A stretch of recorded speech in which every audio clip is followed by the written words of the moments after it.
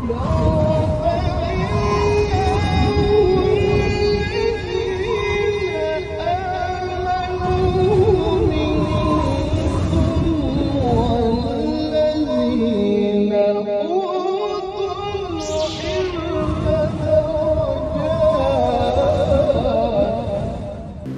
billahi minasyaitonir rajim. Bismillahirrahmanirrahim. Assalamualaikum warahmatullahi wabarakatuh. Alhamdulillahi rabbil alamin wa bihi nasta'inu ala umurid dunya waddin nasta'inuhu wa nastaghfiruh wa na'udzu billahi min syururi anfusina wa min sayyiati a'malina. فمن يهد الله فلا مضل له ومن يضلل فلا هادي له أشهد أن لا إله إلا الله وحده لا شريك له وأشهد أن محمدا عبده ورسوله لا نبي بعده أما بعد. Puji syukur kehadirat Allah Subhanahu wa taala yang masih melimpahkan rahmat dan nikmatnya.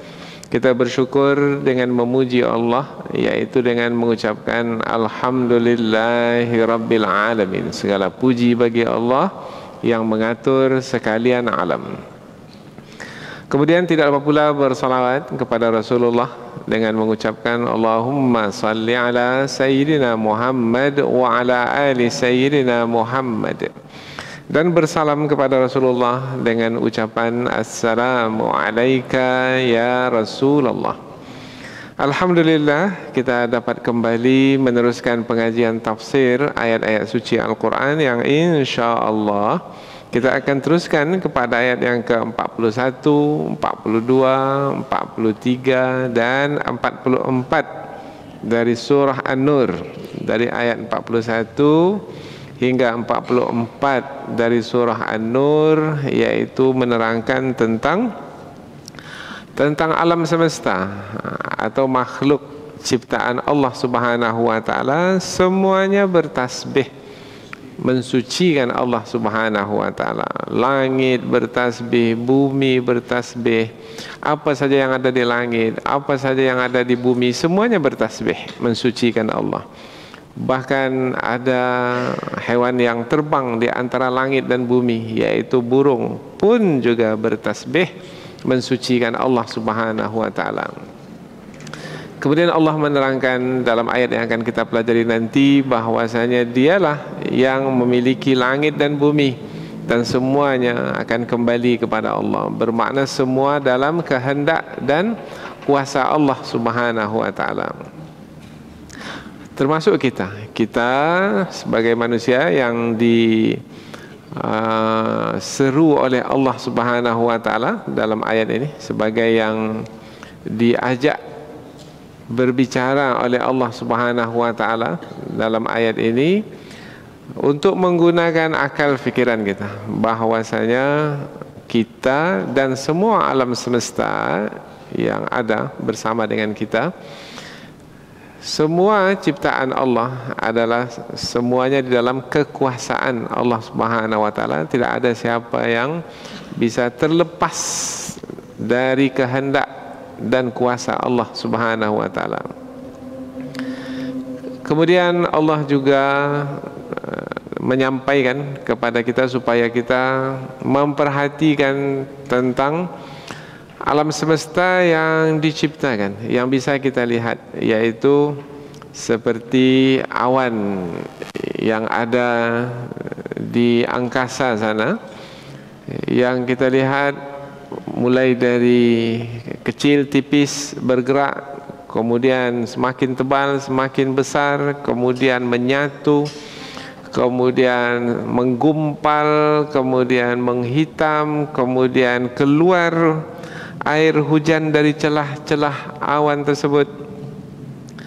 Kemudian di sebahagian tempat di muka bumi yang turun itu bukan air hujan, tapi yang turun itu adalah air yang membeku, yang kita sebut sebagai es, yang bisa membinasakan, yang bisa mencelakakan, yang bisa membawa kepada kematian. Dan ada juga yang Allah jauhkan hujan batu atau hujan es tersebut dari sebahagian tempat, sehingga manusia yang mendiami tempat itu terselamat, terhindar dari bencana atau malapetaka. Kemudian juga apabila manusia memperhatikan di antara awan-awan yang bergumpal itu, ada masanya berbentur antara awan tersebut memancarkan cahaya yang sangat terang sekali, yang kita sebut sebagai kilat. Kilat yang sebenarnya adalah api yang bisa menyambar. Bahkan kita lihat apabila kilat itu menyambar pohon umpamanya, maka satu batang pohon itu bisa hangus, terbakar. Bahkan ada juga yang disambar itu bangunan pun terbakar. Ada manusia yang disambar pun oleh kilat tersebut juga hangus, terbakar. Apatah lagi kalau benda yang disambar itu kecil, umpamanya seperti organ tubuh manusia seperti mata, maka penglihatan mata pun kalau disambar oleh kilat itu, maka bisa manusia itu menjadi buta.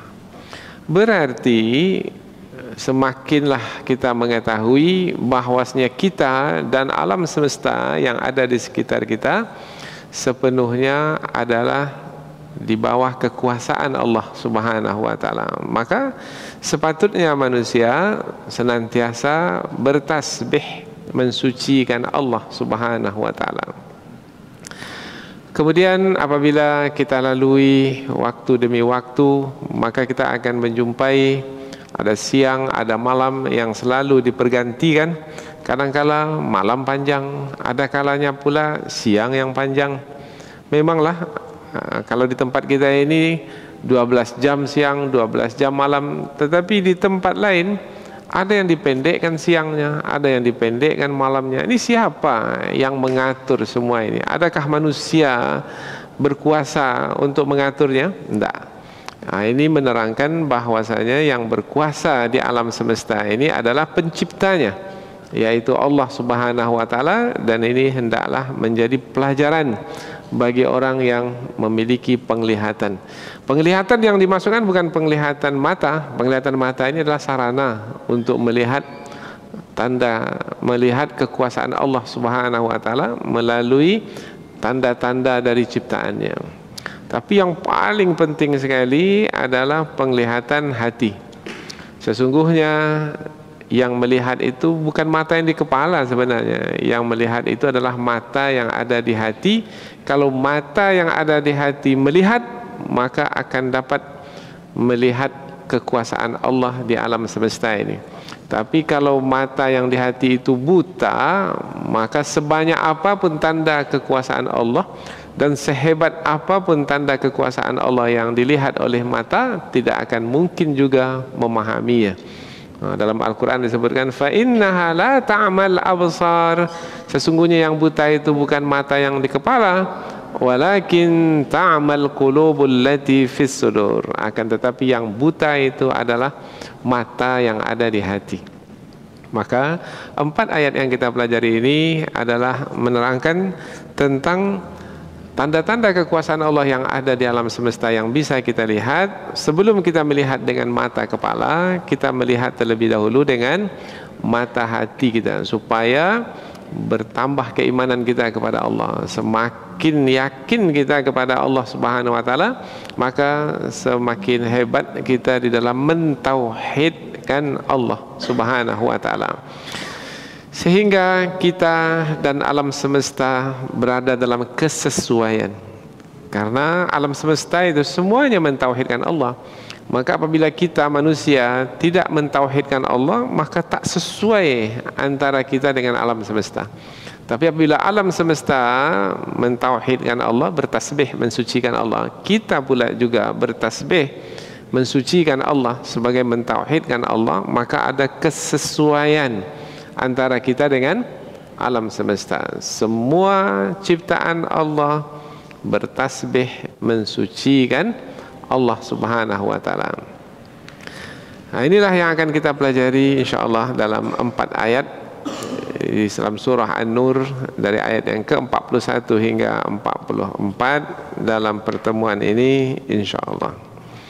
Sebagaimana biasa, sebelum kita membahaskan tentang ayat-ayat yang akan kita pelajari melalui penjelasan yang panjang yang kita sebut tafsir, terlebih dahulu kita akan membacanya dengan harapan kita akan mendapatkan pahala dari setiap huruf yang kita baca.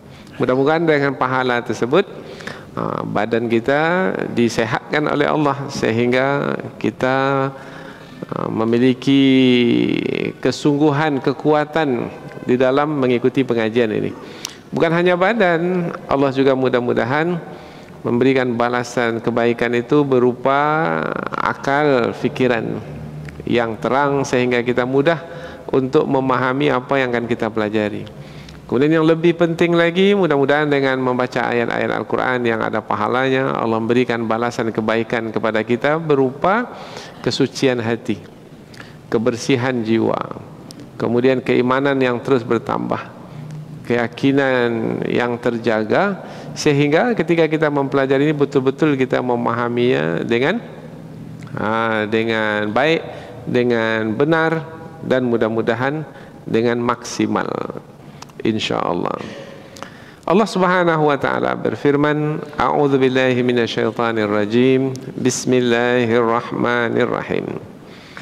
Alam tara anna Allah yusabbihu lahu man fis samawati wal ard wat tayru saffatin kullun qad alima salatahu wa tasbihah wallahu alimun bima yaf'alun walillahi mulkus samawati wal ard wa ilallahil masir. Alam tara anna Allah yuzji sahaban thumma yu'allifu bainahu thumma yaj'aluhu rukama fataral wadqa yakhruju min khilalihi wa yunazzilu minas samai min jibalin fiha min baradin fayusibu bihi man yasha wa yasrifuhu amman yasha yakadu sana barqihi yadhhabu bil absar yuqallibullahu al-laila wan nahar inna fi dzalika la'ibratan liulil absar. Allah Subhanahu wa taala berfirman, alam tara, apakah kamu tidak melihat? Kamu di sini Nabi Muhammad, karena ayat ini turun kepada Nabi Muhammad. Dan ayat ini juga ditujukan kepada kita, karena setelah Nabi Muhammad menerima ayat ini, Rasulullah menyampaikannya kepada kita.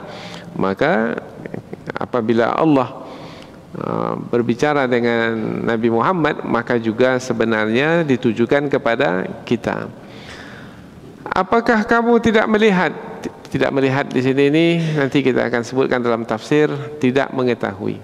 Apakah kamu tidak mengetahui annallah, sesungguhnya Allah yusabbihu lahu, bertasbih kepadanya, kepada Allah, man, siapa saja yang fis samawat, di langit, wal ard, dan di bumi, wat tair, dan burung, safat, yang mengembangkan sayapnya. Burung kalau terbang dia mengembangkan sayap, kemudian mengatupkan sayap, wayakbit, mengembang, mengatup, mengembang, mengatup, maka burung pun terbang. Kullun, masing-masing, qad alima, telah mengetahui, salatahu, salatnya.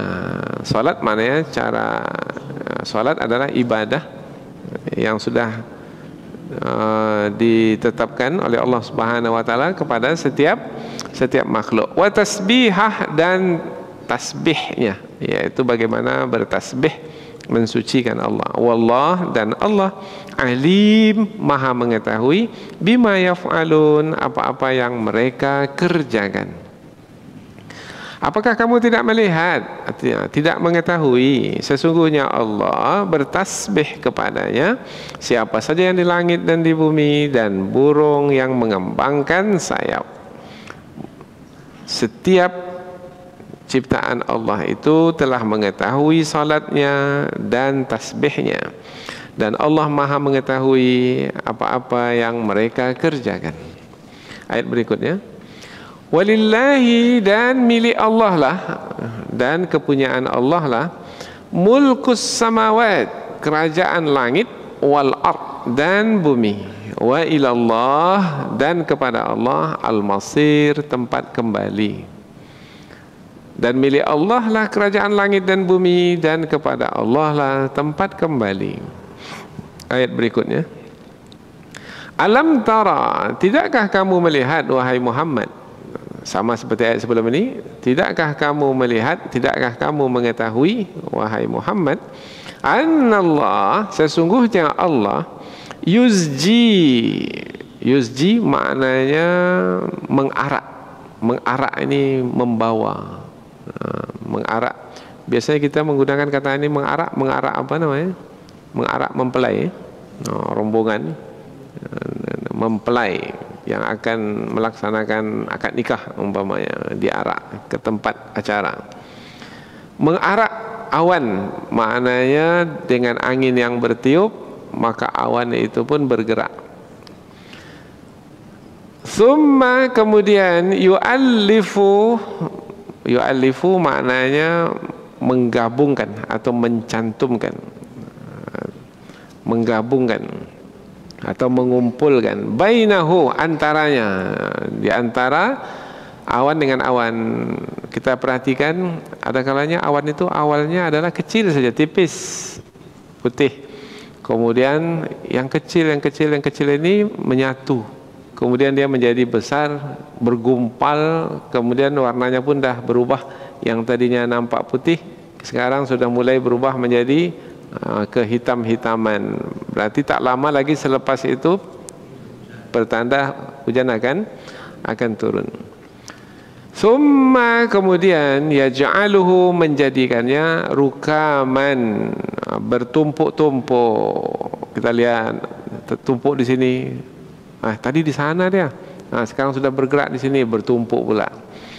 Fatara, lalu kamu melihat, al-wadqa, hujan, yakhruju, keluar, min khilalihi, di antara awan-awan tersebut. Maka kita perhatikan, karena awan-awan itu dia bergumpal-gumpal, menumpuk-numpuk, maka nampak hujan turun di antaranya.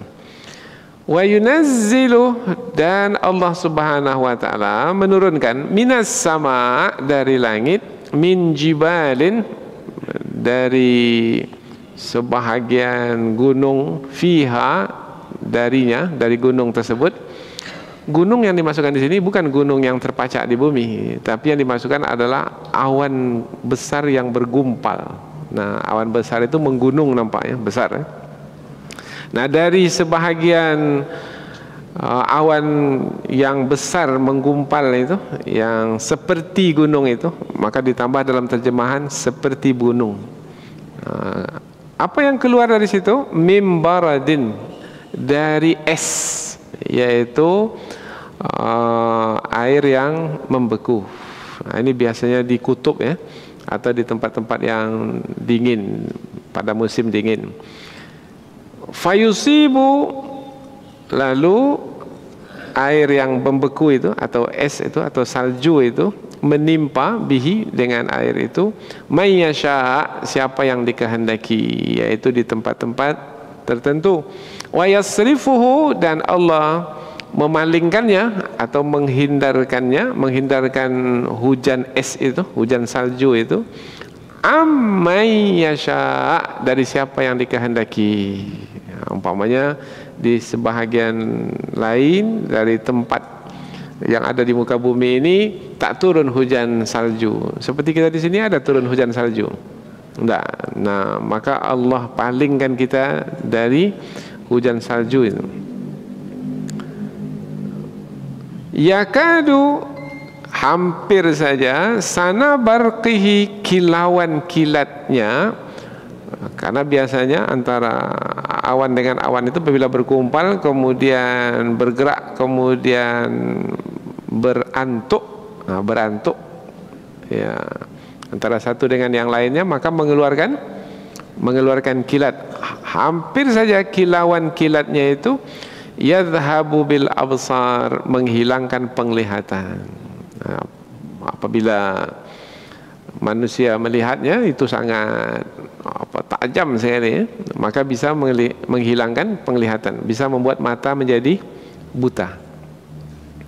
Yuqallibul laila, dialah Allah yang membalikkan al-laila, malam, wan nahar, dan siang. Membalikkan malam dan siang maknanya menggantikan malam dengan siang, kemudian dengan malam dengan siang, begitulah terus. Inna, sesungguhnya, fi dzalika, dalam yang sedemikian itu, yaitu dalam yang disebutkan sebelum ini, yaitu menggantikan malam dengan siang, sungguh la ibratan, sungguh sebagai pelajaran, li ulil absar, bagi orang-orang yang memiliki penglihatan atau pandangan.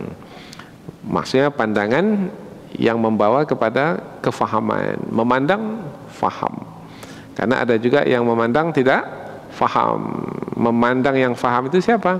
Orang yang memandang dengan hatinya, dengan iman yang ada dalam hatinya. Dialah Allah yang membalikkan malam dan siang, sesungguhnya dalam perkara yang sedemikian itu sungguh pelajaran bagi orang-orang yang memiliki pandangan, yang memiliki penglihatan. Inilah dia 4 ayat yang akan kita pelajari, yaitu menerangkan tentang kemahakuasaan Allah yang ada di alam semesta ini. Karena Allah lah yang mencipta alam semesta ini, maka Allah lah yang mengatur alam semesta ini, maka Allah lah yang berkuasa sepenuhnya ke atas alam semesta ini. Allah menerangkan tentang kemahakuasaannya melalui ciptaannya adalah untuk menerangkan tentang dirinya yang sebelum ini sudah dijelaskan, yaitu yang memberikan cahaya kepada langit dan bumi, yang memberikan cahaya kepada manusia. Yang cahaya yang dimasukkan bukan cahaya fisik saja seperti cahaya matahari dan bulan, tetapi juga cahaya yang bermakna maknawi, yang bersifat maknawi seperti cahaya iman, cahaya keyakinan, cahaya kecintaan yang ada di dalam hati, yang dengan cahaya tersebut maka manusia dapat melihat yang benar itu benar, yang salah itu salah. Hakikat kehidupan ini akan dapat dilihat melalui cahaya iman yang ada dalam hati. Ada orang yang diberi cahaya oleh Allah karena memang layak untuk diberi cahaya, yaitulah orang-orang beriman. Dan ada orang yang tak diberi cahaya oleh Allah, yaitu orang-orang kafir yang tidak mau beriman kepada Allah.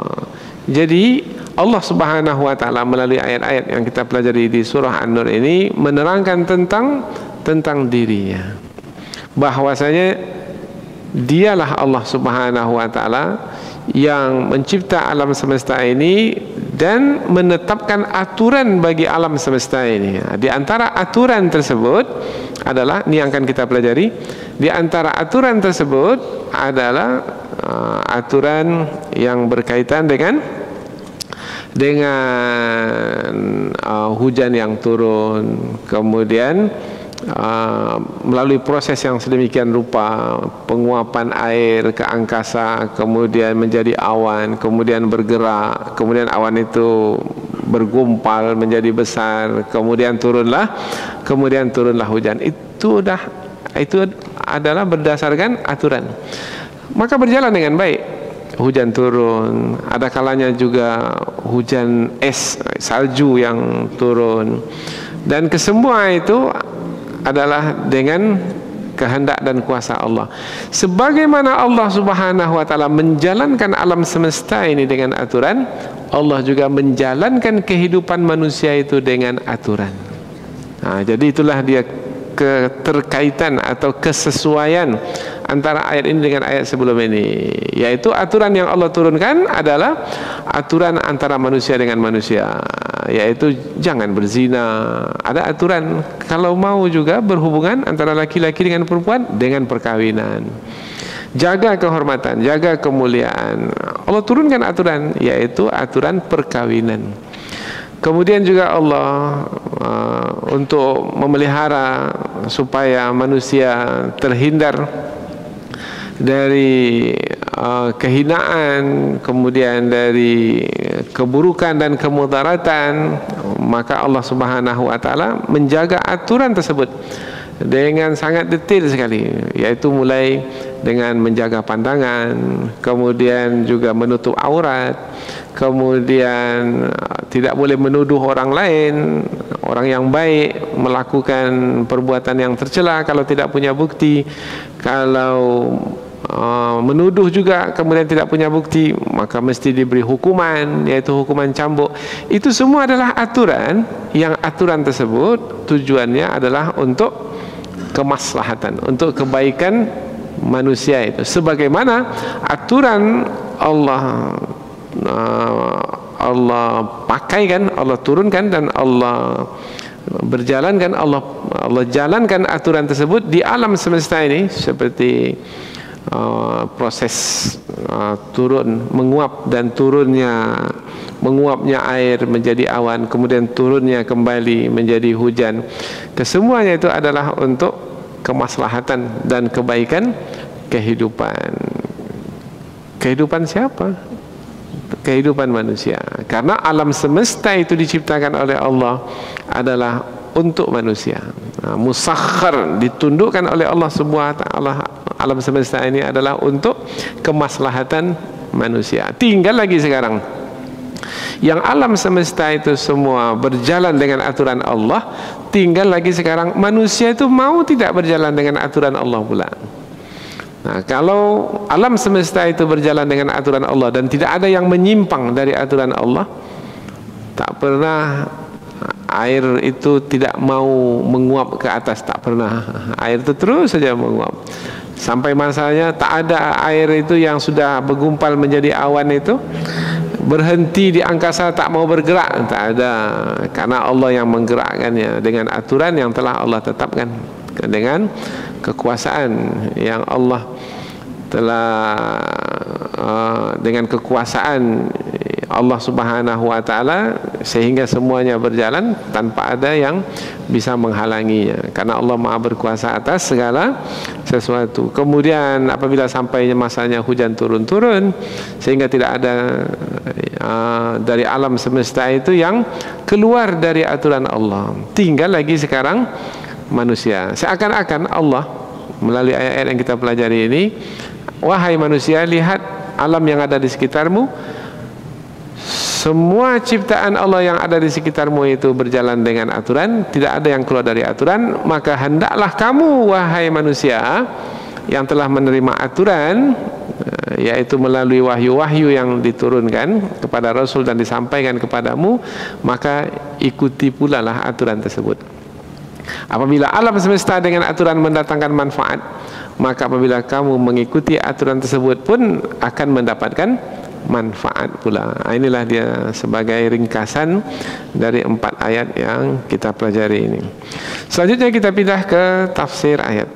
Apabila kita sudah dapat ringkasannya, maka kita sudah mendapat bekal awal untuk memahami kandungan ayat. Apa nih yang terpenting dari kandungan ayat nih? Kita sudah dapat.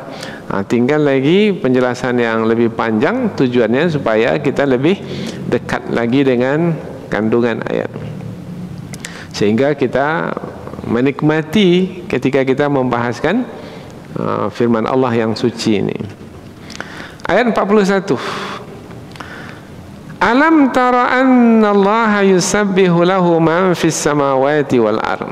Apakah kamu tidak melihat, wahai Muhammad, sesungguhnya Allah bertasbih kepadanya, kepada Allah, siapa saja yang ada di langit dan di bumi. Apakah, kalau ayat atau kalimat dalam bahasa kita dimulai dengan kata apakah, bermakna ayat tersebut adalah berbentuk pertanyaan.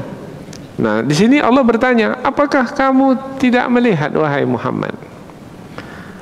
Apakah Allah bertanya di sini tujuannya untuk dijawab? Tidak. Maka ada salah satu bentuk redaksi di dalam Al-Quran yang tujuannya adalah untuk penekanan. Di antaranya adalah redaksi tersebut berbentuk pertanyaan, apakah kamu tak melihat? Nah, itu adalah tujuannya untuk penekanan. Seperti umpamanya, semua kita pasti melihat, kita melihat kokohnya masjid ini disebabkan karena tiangnya yang besar. Nampak tidak tiang masjid ini yang besar ini? Nampak kan? Lihat kan? Nah, apakah kamu tidak melihat tiang masjid yang besar itu yang menandakan masjid itu kokoh? Nah, apa perlu untuk dijawab? Tak perlu, karena semua kita tahu bahwasanya memang ada tiang besar di tengah masjid. Jadi tujuannya untuk apa?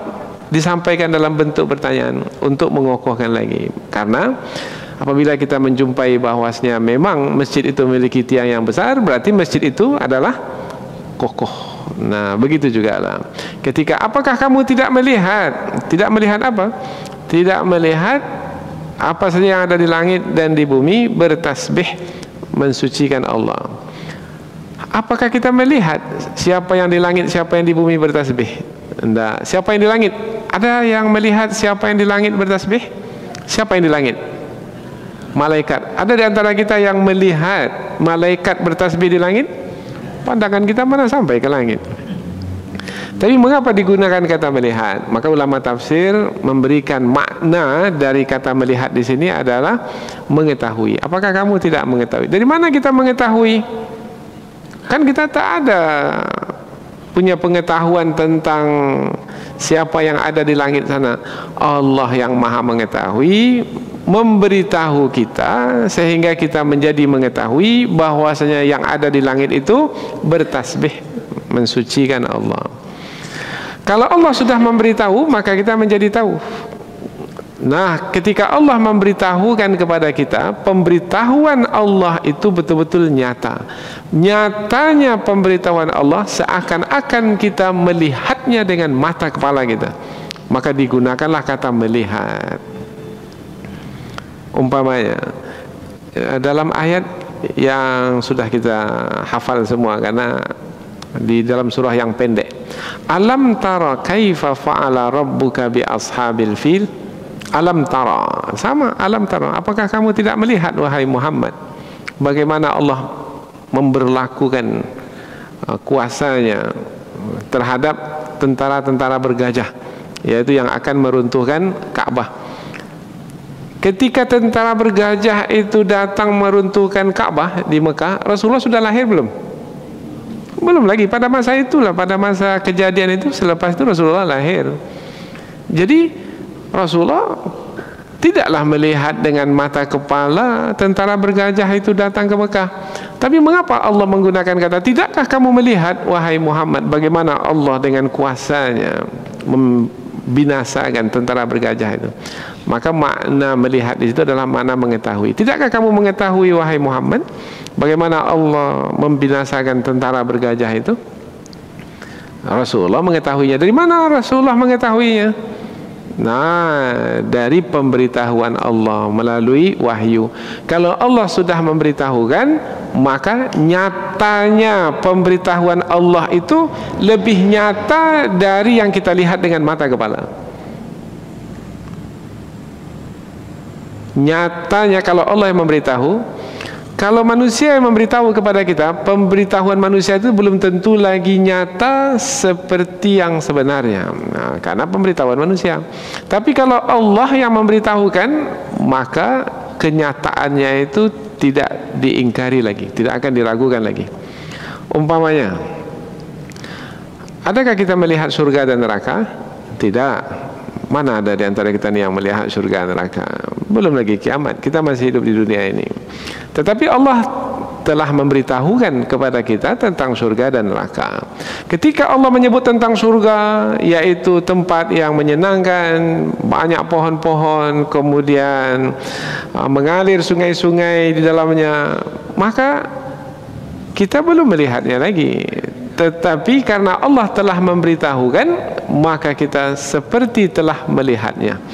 Dan ketika kita menggambarkan indahnya surga itu melalui pemberitahuan Allah, maka kita memahaminya adalah nyata, seperti mana yang Allah beritahukan itu. Kita tidak meragukan, itu bukan khayalan, memang seperti itu. Mengapa kita meyakininya? Karena yang memberitahukannya adalah Allah Subhanahu wa taala, meskipun kita tidak melihatnya dengan mata kepala kita. Nah, itu beda pemberitahuan Allah dengan pemberitahuan manusia. Apabila manusia memberitahukan, tidak nyata dalam pandangan kita. Tetapi bila Allah yang memberitahukan, bagi kita nyata dalam pandangan kita, meskipun kita tidak melihatnya. Karena kita menangkapnya, kalau yang dari sisi Allah Subhanahu wa taala, kita menangkapnya dengan iman kita, dengan mata hati kita, yaitu dengan iman yang ada dalam hati kita, sehingga kita bisa melihat apa yang tidak bisa dilihat oleh mata, sehingga menjadi nyata, meskipun perkara itu adalah perkara yang gaib. Apakah kamu tidak mengetahui, wahai Muhammad, sesungguhnya Allah bertasbih kepadanya siapa yang di langit dan di bumi.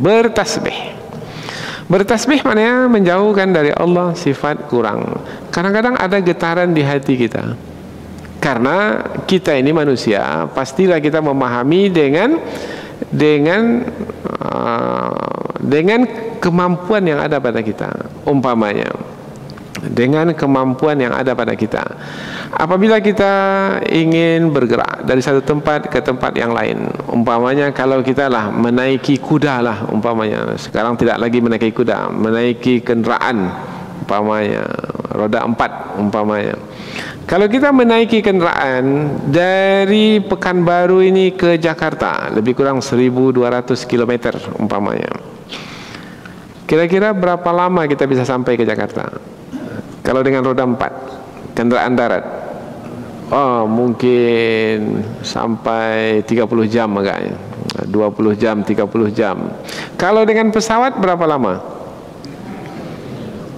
1,5 jam, 2 jam umpamanya. Biasanya kita memahaminya. Berapa lama kita ke Jakarta? 1.200 km, 1,5 jam, 2 jam. Kita memahaminya karena sebatas kemampuan yang dimiliki oleh manusia apabila bergerak dari satu tempat ke tempat lain yang berjarak 1.200 km. Dengan pesawat kita akan sebut jawabannya lebih kurang 2 jam. Tetapi apabila ada orang yang berkata bahwasanya ia bisa dari satu tempat ke tempat lain dengan jarak 1.200 km dalam waktu yang sangat singkat sekali, umpamanya, mungkin atau tidak? Umpamanya ada yang mengatakan, saya ini ke Jakarta dalam waktu yang singkat sekali. Bukan hanya ke Jakarta, dari Jakarta saya naik ke langit. Langit pertama, langit kedua, langit ketiga, sampai langit ke-7. Kemudian saya balik lagi, belum sampai ke waktu subuh, saya sudah kembali lagi ke tempat ini. Kira-kira kita percaya atau tidak? Biasanya kita akan tergetar di hati, bohong ini. Karena kita menilainya dengan kemampuan yang ada pada kita dan kemampuan yang biasa pada manusia. Tetapi dahulu ketika Rasulullah menyampaikan tentang perjalanannya di suatu malam dari Masjidil Haram ke Masjidil Aqsa yang jaraknya lebih 1.200 km, karena Rasulullah menyampaikan juga bukan hanya ke Masjidil Aqsa, tapi juga ke langit pertama, kedua, sampai ke-7, sampai ke Sidratul Muntaha, sampai ke Arash, kemudian bertemu dengan Allah, menerima syariat salat, kemudian turun lagi ke bumi. Sebelum siang Rasulullah sudah sampai kembali ke Mekah. Kira-kira tergetar tidak di hati kita? Mungkin tidak ya? Berlaku tidak ya? Nah, Rasulullah ketika menyebutkan tentang peristiwa perjalanannya itu, Rasulullah menyebutkan, saya diperjalankan oleh Allah Subhanahu wa ta'ala. Jadi bukan Rasulullah sendiri yang berjalan, tetapi Allah yang memperjalankan. Apabila Allah yang memperjalankan, bermakna tidak ada yang tidak mungkin. Jarak yang jauh, sejauh apapun, apabila Allah yang memperjalankan, maka bisa dicapai dengan waktu yang singkat. Nah, kalau ada getaran, apa mungkin ya? Jauhkanlah getaran itu apabila berkaitan dengan Allah, karena Allah Maha berkuasa atas segala sesuatu. Menjauhkan getaran yang ada di hati yang tidak mungkin bagi Allah itu namanya tanzih, tasbih. Menjauhkan sifat kurang dari Allah. Maka ayat yang berkaitan dengan Isra di dalam Al-Quran dimulai dengan Subhanalladzi asra bi'abdihi lailan. Maha suci Allah. Kalau ada getaran di hati bahwasanya Allah mungkin tidak ya memperjalankan Nabi Muhammad dalam waktu yang singkat dari Masjidil Haram ke Masjidil Aqsa, getaran itu cepat dihilangkan, dijauhkan. Nah, menjauhkan sifat kurang dari Allah itulah yang disebut sebagai tasbih. Subhanalladzi. Jadi subhanallah, subhanallah, subhanallah, subhanallah. Allah jauh dari sifat kurang. Apabila Allah memperjalankan Nabi Muhammad dari Masjidil Haram ke Masjidil Aqsa dalam waktu yang singkat, bisa? Bisa. Apabila Allah mengeluarkan Nabi Yunus dari dalam perut ikan kembali ke darat, bisa? Bisa.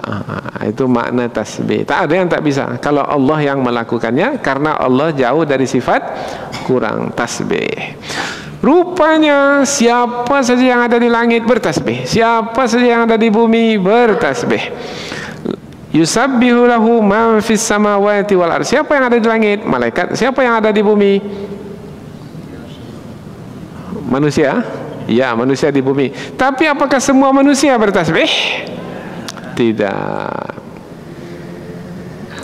Tapi selain manusia, umpamanya selain manusia apa? Wattairu safat, dan burung. Di sini alam semesta yang ada di bumi ini, ciptaan Allah yang ada di bumi ini, makhluk Allah yang ada di bumi ini, satu disebut yaitu burung yang mengembangkan sayapnya bertasbih. Apakah burung saja yang bertasbih? Tidak, karena di ayat yang lain Allah menyebutkan wa im min syai'in, tidak ada satu pun ciptaan Allah illa yusabbihu bihamdih, melainkan bertasbih, mensucikan Allah. Jadi siapa saja bertasbih mensucikan Allah. Kemudian kata siapa ini selalu kita gunakan untuk yang berakal atau manusia. Kalau hewan kita gunakan juga tak kata siapa. Kalau kepada tanam-tanaman itu kita gunakan juga kata siapa. Siapa saja yang ada di bumi bertasbih mensucikan Allah. Kalau kepada manusia, biasa kita dengar, yaitu manusia bertasbih, kita terimalah. Siapa? Manusia. Siapa? Burung. Sesuai tidak ya? Siapa yang bertasbih? Pohon-pohon. Sesuai tidak? Kata siapa di situ? Allah menggunakan kata siapa di sini oleh ulama tafsir bukan hanya terbatas kepada yang berakal seperti manusia.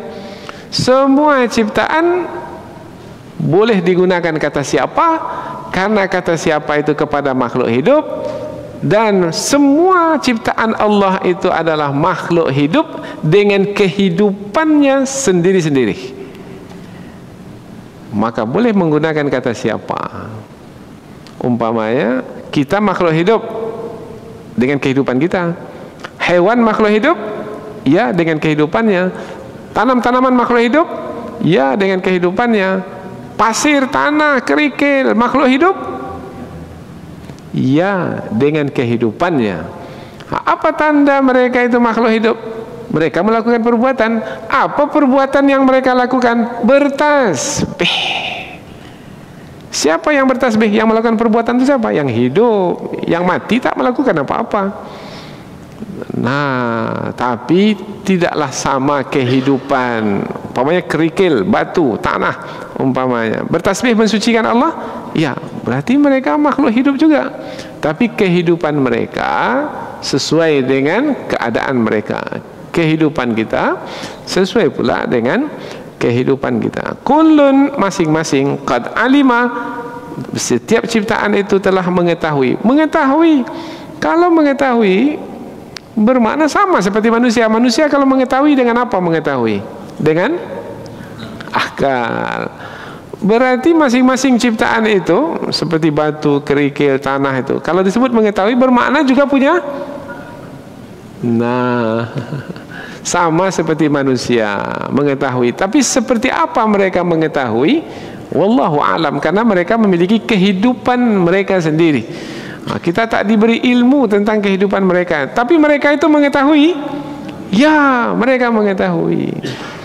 Jadi kalau manusia tidak mengetahui dia sebagai manusia yang mestinya bertasbih mensucikan Allah, maka dia tidaklah lebih baik dari kerikil, batu, pasir, tanah dan lain sebagainya. Karena mereka tahu mana yang lebih tinggi kedudukannya, yang tahu atau yang tidak tahu. Yang tak tahu itu bodoh. Maka apabila manusia tidak tahu, kemudian ciptaan Allah itu tahu bahwasanya mereka itu bertasbih, kemudian beribadah, mendekatkan diri, tunduk dan patuh kepada Allah, maka makhluk itu lebih baik dari manusia yang tidak beribadah kepada Allah. Jadi mana yang lebih baik? Batu atau manusia?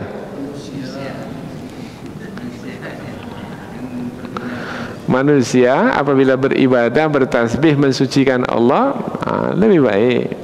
Tetapi apabila tidak beribadah, lebih buruk.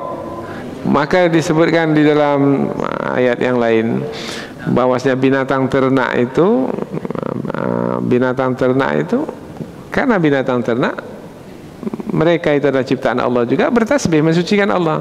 Seperti apa mereka bertasbih?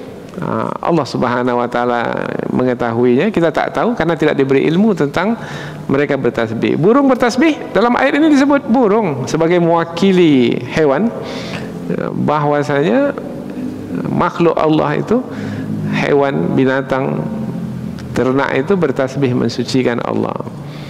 Binatang ternak mensucikan Allah, manusia tidak mensucikan Allah. Binatang ternak tidak berakal mensucikan Allah.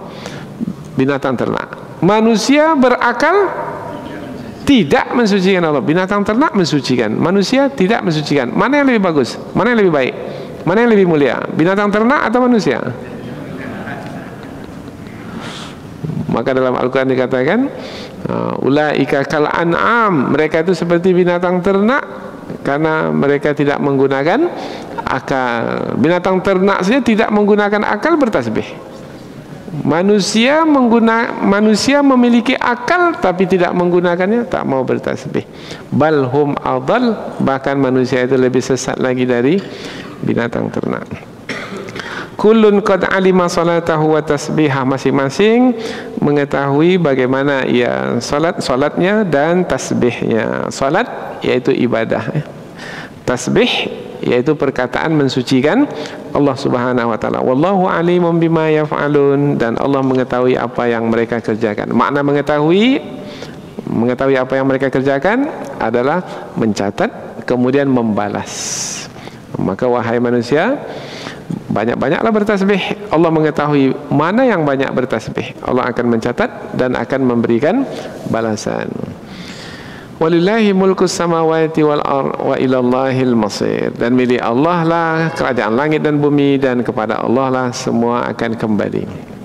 Allah menerangkan tentang dirinya bahwasanya dialah Allah yang memiliki. Kalau disebut memiliki bermakna menguasai, karena setiap yang memiliki sesuatu ia akan menguasai sesuatu itu.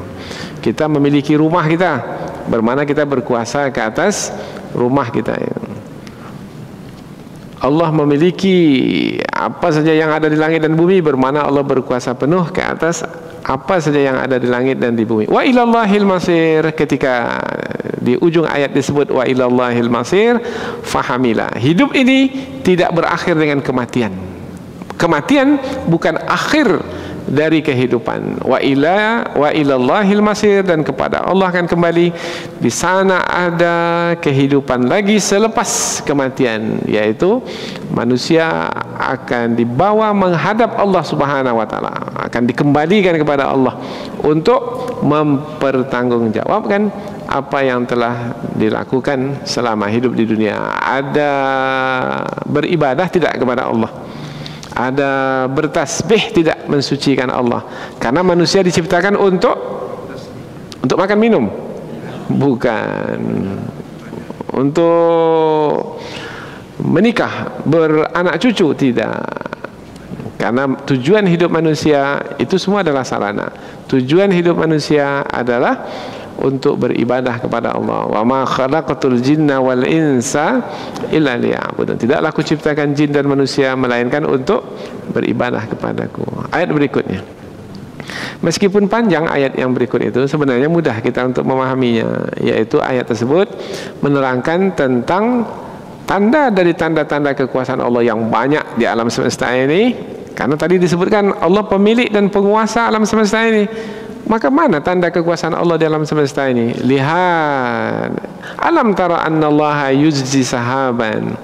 Apakah kamu tidak melihat sesungguhnya Allah lah yang mengarak awan? Silakan buka mata, kemudian arahkan pandangan ke angkasa, kita lihat ada awan, ada bergerak. Siapa yang menggerakkannya? Allah yang menggerakkannya. Bagaimana Allah menggerakkannya? Dengan meniupkan angin. Angin itu di bawah kehendak dan kuasa Allah. Ada di antara manusia yang berkuasa menggerakkan angin? Tidak, hanya Allah. Berarti Allah lah yang menggerakkan awan itu dengan hukum sebab akibat, dengan aturan yang telah ditetapkan, yaitu angin yang bertiup. Angin itu menolak, mendorong awan-awan, kemudian awan-awan itu summa yu'allifu bainahu, kemudian awan-awan itu digabungkan, dikumpulkan antara satu dengan yang lainnya, summa yaj'aluhu rukaman, kemudian menjadi bertumpuk-tumpuk, bergabung sehingga menjadi lebih besar, sehingga bergumpal menjadi kehitam-hitaman. Setelah itu apa yang berlaku? Fataral wadqa, kamu akan melihat hujan yakhruju min khilalihi, keluar dari celah-celah awan yang bertumpuk-tumpuk tadi. Semua ini yang kita perhatikan, dapat kita saksikan. Wa yunazzilu minas sama'i min jibalin fiha min barad, kemudian Allah turunkan dari langit, dari gumpalan awan yang seperti gunung, yang dari awan yang bergumpal yang besar itu keluar air yang membeku yang disebut dengan salju atau es. Fayusibu bihi man yasha, menimpa air yang keras tadi itu yang berupa salju itu, menimpa siapa yang dikehendaki. Seperti di tempat-tempat tertentu turun hujan salju, akhirnya bisa mendatangkan malapetaka, mendatangkan kemudaratan, bahkan ada yang sampai mati, ada kehidupan di situ mati kedinginan, manusianya, binatang ternaknya, bahkan ada kota itu menjadi mati, tak ada lagi pergerakan sama sekali karena sudah ditimbuni oleh salju, karena hujan salju. Wa yasrifuhu amma yasha, dan Allah menghindarkan atau memalingkan hujan salju itu dari siapa yang Dia kehendaki. Bermakna Allah lah yang mengatur siapa yang mendapat mudarat, siapa yang mendapat manfaat. Allah yang mengatur sepenuhnya melalui apa yang berlaku di alam semesta. Bahkan ini kaitannya dengan manusia ini. Yakadu sana barkihi yadhhabu bil absar, hampir-hampir saja kilauan kilat yang bisa membakar itu menghilangkan pandangan atau penglihatan manusia. Bermakna yang menentukan adalah Allah Subhanahu wa taala. Yang menentukan apa saja yang berlaku di alam semesta ini adalah Allah. Silakan lihat lagi, yukallibul laila wan nahar, ayat berikutnya. Allah mengganti malam dengan siang atau siang dengan malam, membalikkan malam dengan siang, siang dengan malam. Ada lagi istilah yang lain, Allah menggunakan kata memasukkan malam ke dalam siang, siang ke dalam malam. Karena siang dan malam itu ganti berganti. Siang terbitnya matahari hingga terbenam, malam terbenamnya matahari hingga terbit lagi. Siang terang benderang dengan cahaya matahari, malam gelap gulita. Siang mengapa terang benderang? Supaya manusia bekerja, berusaha, dapat melihat sesuatu dengan mudah. Malam supaya manusia dapat beristirahat, karena dengan kegelapan malam manusia mendapatkan suasana untuk beristirahat dengan sempurna. Inna fi dzalika la'ibratan liulil absar. Sesungguhnya yang demikian itu adalah pelajaran bagi orang-orang yang memiliki penglihatan. Ibrah ini sebenarnya adalah yang menjadi penyambung antara dua. Penyambung antara dua. La'ibratan liulil absar. Ada penyambung antara, umpamanya ada sungai, antara tepi sungai sini dengan tepi sungai sini. Yang penyambung itu apa namanya? Jembatan. Jembatan itu dalam bahasa Arab namanya abur. Ubur, penyambung, itu jembatan. Ada yang mau kita katakan tapi di hati. Yang di hati ini kita mau sampaikan ke telinga sahabat kita. Apa yang menyambungkan sehingga sampai ke telinga sahabat kita? Apa yang menyambungkannya? Tahu apa yang ada dalam hati saya? Tak tahu. Supaya tahu sampai ke telinga sahabat kita itu, apa yang menyambungkan? Perkataan. Maka perkataan yang disebut sebagai ibarat. Ibarat. Ibarat itu adalah yang menyambungkan antara apa yang ada dalam hati sehingga sampai ke telinga. Ibarat. Jadi perkataan itu adalah ibarat. Perkataan yang kita keluarkan, ucapan yang keluar dari mulut ini sehingga sampai ke telinga, itu adalah ibarat. Ibarat itu berupa kata-kata. Ibarat itu juga berupa isyarat. Ibarat. Nah, yang kita tangkap dari alam semesta tadi, yaitu awan yang berarak, bergumpal, turun hujan dari celah-celah gumpalan awan, kemudian ada yang keras, salju, kemudian menimpa tempat di suatu tempat dan terhindar dari satu tempat lagi. Ini semua jadikanlah sebagai ibarat. Dari ciptaan Allah itu sampailah hendaknya kemana ibarat itu? Menjembatani antara yang kita lihat itu dari alam semesta ke hati kita. Jadikanlah itu sebagai ibarat, wahai orang-orang yang memiliki penglihatan. Maka orang yang memiliki penglihatan mendapat ibarat, mendapat pelajaran dari apa yang ia lihat, sehingga bertambah keimanannya, semakin teguh keyakinannya, semakin beribadah sungguh-sungguh kepada Allah, kemudian semakin banyak bertasbih mensucikan Allah Subhanahu wa taala, semakin ia mau, suka, senang menjalankan aturan dan syariat Allah, maka semakin banyaklah mendapatkan kebaikan dan kemaslahatan. Mudah-mudahan apa yang kita pelajari ini ada manfaatnya. Subhanakallahumma wa bihamdika asyhadu an la ilaha illa anta wa astaghfiruka wa atubu ilaik. Wassalamualaikum warahmatullahi wabarakatuh.